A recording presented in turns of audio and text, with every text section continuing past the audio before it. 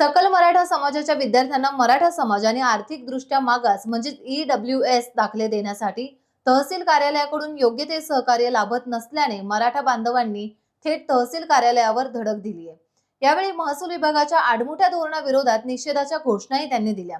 सकल मराठा समाज अध्यक्ष सीताराम गावडे यांनी शासनाविरोधात न्यायालयात जाण्याचा इशारा यावेळेस दिला। सावंतवाडी तहसील कार्यालयावर मराठा बांधवांनी यावेळेस धडक दिली। साहेब आमचं एक शब्द आहे की आम्ही दाखला देणार नाही डबल मग तो डबल काय करायचं त्याला दाखला द्या त्या आधारे तुम्ही नाकारता तो आम्हाला जे अप्लाय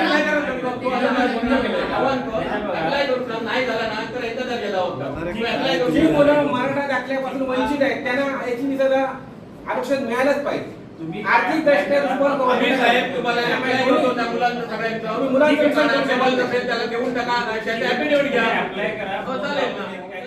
टाइम्स डिजिटलला लाईक करा, सबस्क्राईब करा, शेअर करा आणि बेल आयकॉन दाबायला विसरू नका। पाहत रहा टाइम्स डिजिटल।